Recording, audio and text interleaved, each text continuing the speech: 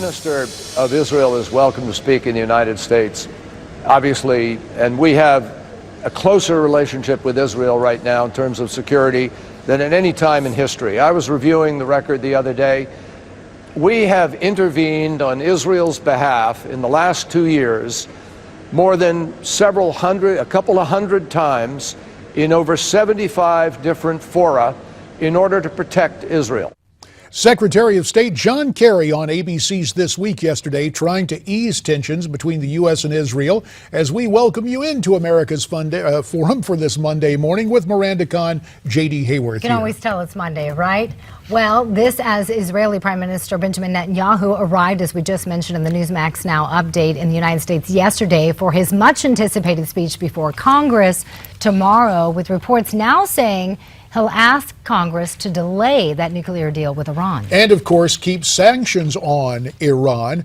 Meantime, a Kuwaiti newspaper reports that the United States, specifically President Obama, threatened to shoot down Israeli warplanes, and that stopped an Israeli attack on nuclear facilities in Iran. So for more on these developing stories, we're very pleased to be joined by Harvard Law professor and famed defense attorney Alan Dershowitz, who joins us by phone from Miami. Alan, of course, the author of Terror Tunnels, the case for Israel's just war against Hamas. And the esteemed professor is also a blogger for us here at Newsmax. And we are joined by my congressional classmate, former Representative Michael Patrick Flanagan, who'll be here for the entire hour. Michael is at Newsmax, Washington. Alan, before we get to the Prime Minister's address to a joint session of Congress tomorrow, as well as an ad taken out over the weekend concerning Susan Rice that has created a backlash, Alan, I got to get your reaction. This Kuwaiti newspaper report that was picked up by a lot of U.S. outlets, including our own Newsmax.com, saying President Obama threatened to shoot down Israeli military jets flying en route to take out installations in Iran. Do you put any credence in those reports? I find it very, very difficult to believe. I mean, when when the Israelis destroyed the Syrian nuclear reactor, President Bush disapproved of it. And Prime Minister Olmert went ahead with it anyway, and it was very successful. The same thing was true with the Iraqi nuclear reactor, the Osiris reactor, when Israel destroyed it, and really helped the United States enormously. And although the United States condemned it at the UN, 10 years later they thanked Israel for doing it, because Saddam Hussein would never have been thrown out of Kuwait had they had nuclear weapons. I just find it hard to believe that an American president would shoot down Israeli planes, kill Israeli pilots, if they had a disagreement over policy. So I would look more deeply into the sourcing of the article. If it's true, I think the president has some accounting to do and has to justify that action, not only to the American people, but to the American Congress. But I would doubt the veracity of the report.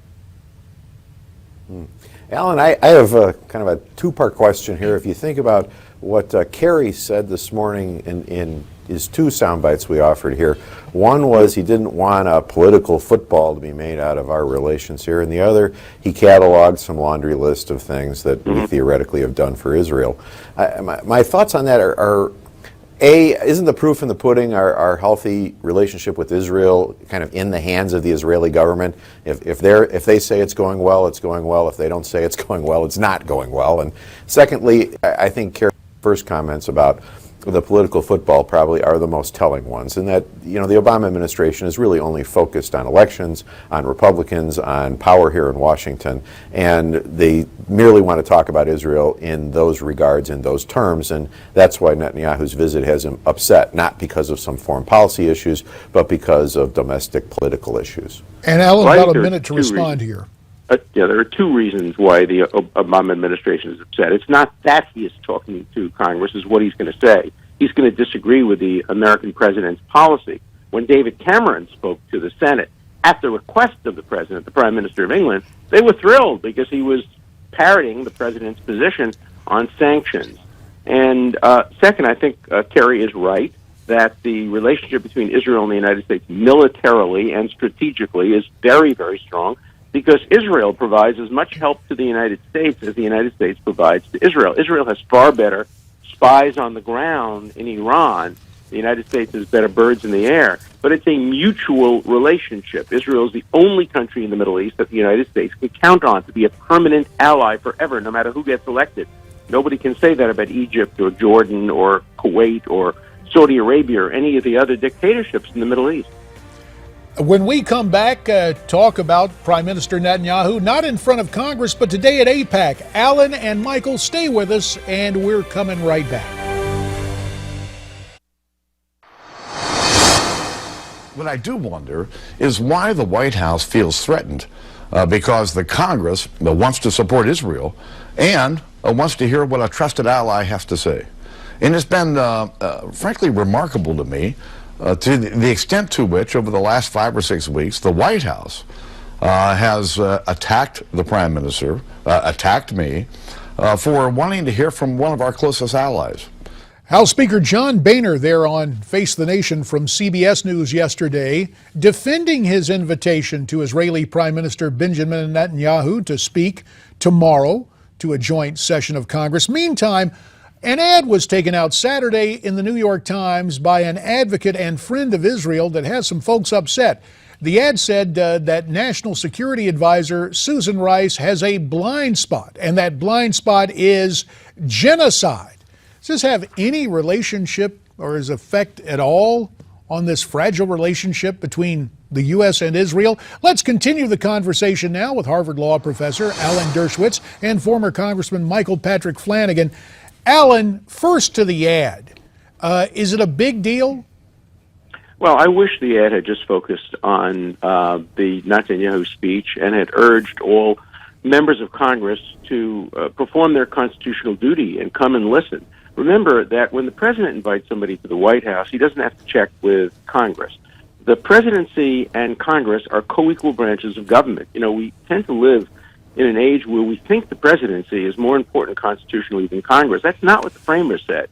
The framers had them as co-equal branches of the government. And just like the president doesn't have to check with Congress, Congress doesn't have to check with the president. The Speaker of the House wanted to bring a world leader who completely disagrees with the president's approach to a deal with Iran. He was perfectly entitled to do that. It would have been better had he notified the White House, just as it would be better if the White House notified Congress when it invites somebody to the executive mansion. But this has been blown way out of proportion by the White House. It's been the White House that's made this into a political football. I do not believe for a minute that Netanyahu's timing is based on his electoral prospects in Israel. Probably will hurt his electoral prospects. It was based on the fact that this deal is about to come to fruition. And one of the points he's going to make in front of Congress is slow it down, folks. We don't know enough. Give us time to oppose it. Give us time to make changes. This was the perfect time for Netanyahu to make the case against the current deal, which has a sunset provision and which allows Iran to develop nuclear weapons in probably 6 or 7 years.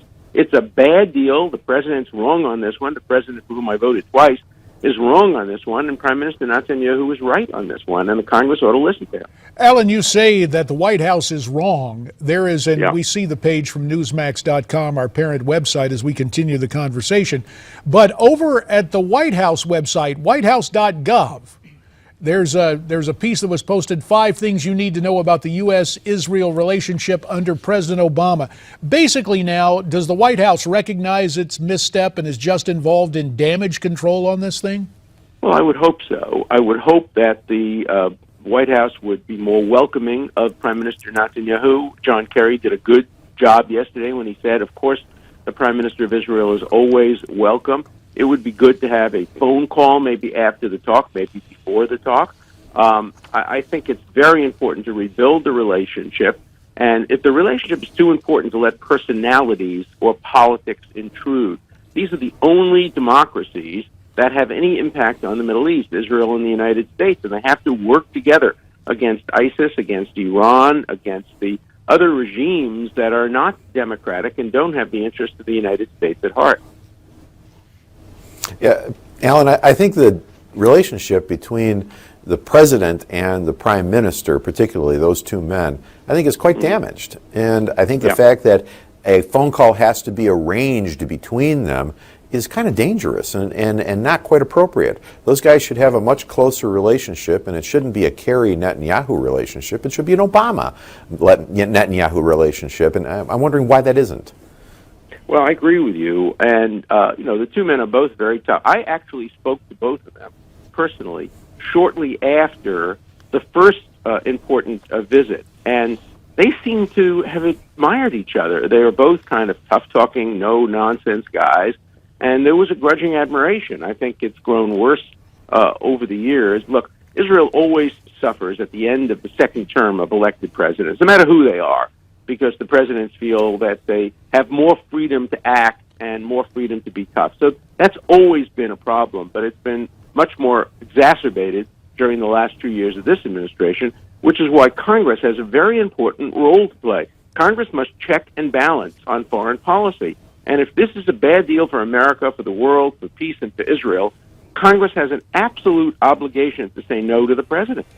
And mindful of the congressional role, Alan, since both Michael Patrick and I used to serve in the House, we take that to heart. But, given the fact that you have such a good relationship with both these gentlemen, maybe you need to be the go-between between the president and the prime minister. Our friend Alan Dershowitz, author of the book Terror Tunnels, The Case for Israel's Just War Against Hamas. Alan, as always, we appreciate the time. When we come back, the latest threat to air travel from terrorists. Stay tuned.